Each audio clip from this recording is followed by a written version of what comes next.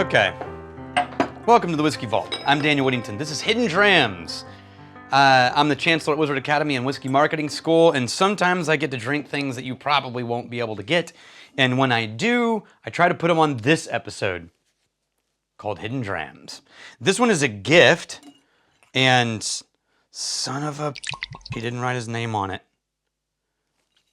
It's one of our Psalms brought this in the last class, and dadgummit, didn't write his name on it. Okay, if he responds, I'm going to put it in the comments. But dang it, sorry. I totally forgot I didn't write this down. This is exciting for me because Del Bach, you know I already love Del Bach. This is a Tucson distillery in Arizona, and I've always loved the stuff that they do.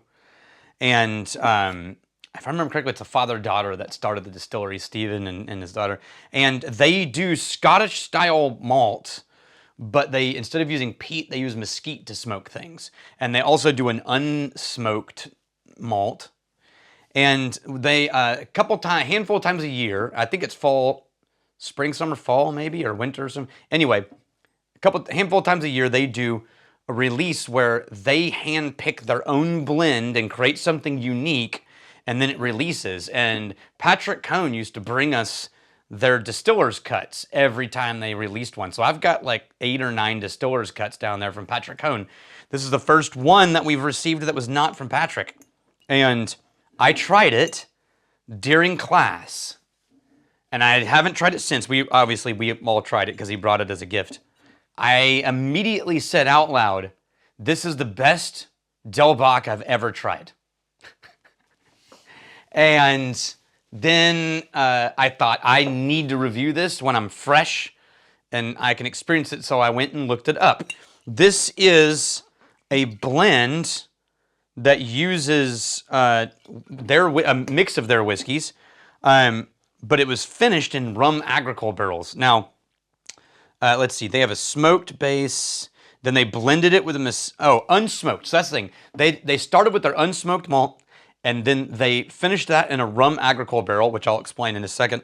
And then they blended it with a little of their mesquite smoked, and then a little bit of their used tequila barrel, Petit U, which is just like an almost water base where it's, I mean, my memory is that it's a brandy technique when you age not quite whiskey or really low proof in a barrel where you're trying to sort of like suck in some of the contents of the barrel, and then you use it as an additive in a blend to just add just that little thing that's missing.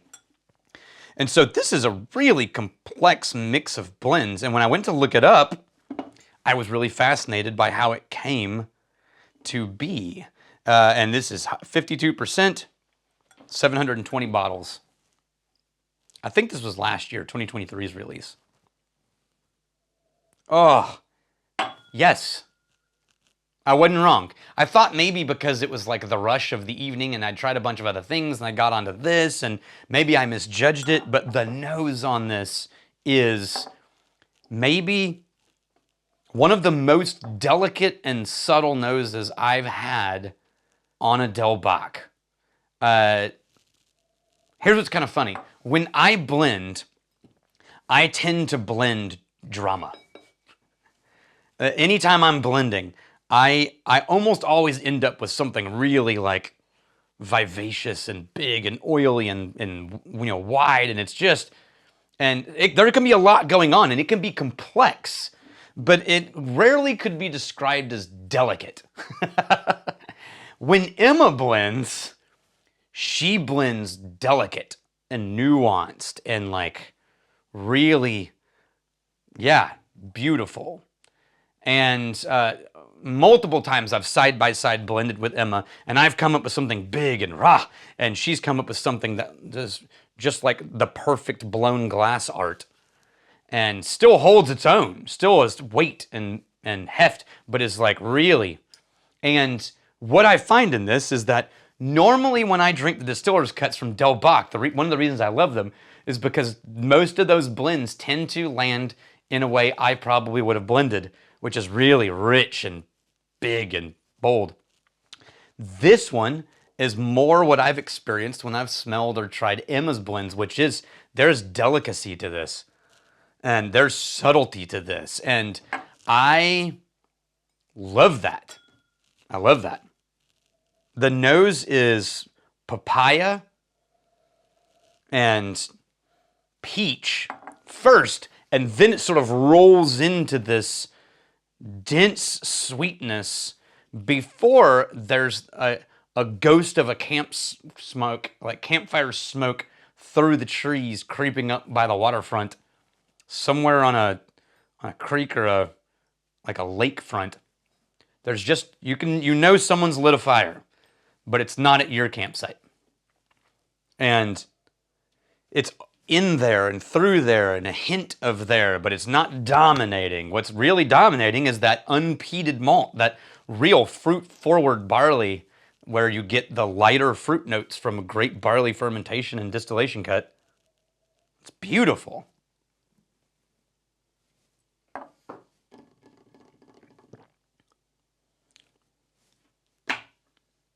That's it. I mean, this is the best Del Bock I've ever had. Full stop. No qualifiers. Not for preference, just full stop. This is the best Del Bock I've ever had. Now, I went and looked it up. I'm going to add a little water. Man, that palate is all fruit and candy and softness, and there's just enough smoke that it's like when you were doing the saute, or like you did a little fire and lit like the flambe, you know, and it's got little crispy edges, and so you get a little bit of that Maillard effect where it's like the toasted smoky edge, but it's so wispy and delicate that it makes even the smoke feel nuanced. That is just beautiful. So I looked it up, and on their website, they always give so much information, and I love that. On their website, they called it the Abbey's Blend. I was like, what is that? So it turns out that the head distiller, Mark, challenged all the other distillers at Del Bock to each create their own blends. And this blend turned out to be the blend made by Abbey Fife, who has a background in bartending and bar managing before she stumbled into distilling, I think in Phoenix, and then got hired on at Del Bock to become a full-time distiller. And I don't know, and it's a rum, okay, so, man, this is the nerdiest episode for a hidden dram, but rum agricole, let me explain rum agricole. You will rarely, if you just go down to the shelf at any liquor store in the rum aisle, it's very rare that you're going to see a bottle that specifically says rum agricole on it. Even though some of the products on there might be rum agricole, it's just like one of those really nerdy insider terms that real rum people know, but are not often understood by the common consumer. It's a French style. So in the rum industry, you've got various origins of different countries of rum stylings. Right, and so you've got like Cuban rum, and you've got like the French-influenced rum origins, and there's more. But rum agricole is when you make rum from sugarcane juice, as opposed to molasses, which is a byproduct of the sugarcane production process. So when you make rum from molasses, that's taking the cast-offs of the sugarcane process, because sugarcane doesn't just go into rum, it goes into a lot of things, right? But when you make rum agricole, you're making rum from the first thing coming out of sugarcane. And historically, French rum distilleries are using that rum agricole process. And so that's what this was finished in. Here's one thing that you'll know about. If I had to hire a blender at my own distillery and I was starting from scratch, my first stop would be really good bartenders. Like if I was looking for people and I didn't have anybody who knew blending and I was starting from scratch on blending and I was gonna have to teach them whiskey blending, I would start by trying to find really kick-ass bartenders. because a good bartender knows that a cocktail isn't just a bunch of ingredients that hide alcohol. If you go to really fancy cocktail lounges, what you find is the highest form of cocktail is balance. And all bartenders do every day, good ones, every day for their whole freaking shift is take a whole bunch of disparate pieces and try to turn them into a cohesive, balanced whole where everything adds and nothing detracts or gets buried or hidden, right? Now you go to a bar where people want Jello shots, different story. But you go to a real cocktail bar, you're gonna find people creating these delicate balances, and they're not just working with different bottles of spirits, they're working with completely different categories of foods. And they've got to make them all dance together and support each other and represent and add and become greater than they are individually. That is literally the description of blending. You cannot describe blending any better than that. Only now you're working with barrels of the same products in the same categories instead. And so there's no better training, I think, to get into blending whiskey if you're starting from scratch than getting good at making cocktails. And so if I found someone who had 10 years in the bartending industry, like, hell yeah, it does not surprise me even a little bit that they would create a really delicious blend. Not even a little. Oh, the nose. Ah. The same thing happened to Balcones. I've always loved Balcones. Well, I mean, the first one was rough. I tried Brimstone as my first ever Balcones product. That was a bit aggressive.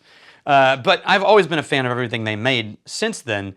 But when they started to get into their more delicate new, Mirador and Lineage and a little bit softer, that's when I really went, dang, this is amazing. This, to me, feels like that transition in my brain where they went from like big drama, heft, and woof, to like, wow, this is beautiful.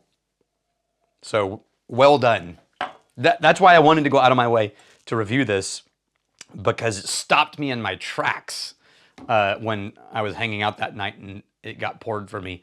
And for the life of me, Chris, was it? It might have been. I'm going to do this. It'll get cut out, but I'm going to look it up on my phone. There's a chance. Okay. I'm not for sure, but there's a chance that Chris Plunkett brought this to me because he's from Tucson. And I'm pretty sure that's what happened as I'm like trying to remember that night. So if so, Chris Plunkett, thank you very much. And if not, whoever gave me this bottle, I'm so sorry. I just credited Chris Plunkett, and I'll fix it in the comments and in the description. I promise. Okay, well, cheers to you all. I'm really glad you're here. Oh man, that's so good. If you want to know who actually gave me this bottle, then like and subscribe, and maybe at some point I'll be able to let you know.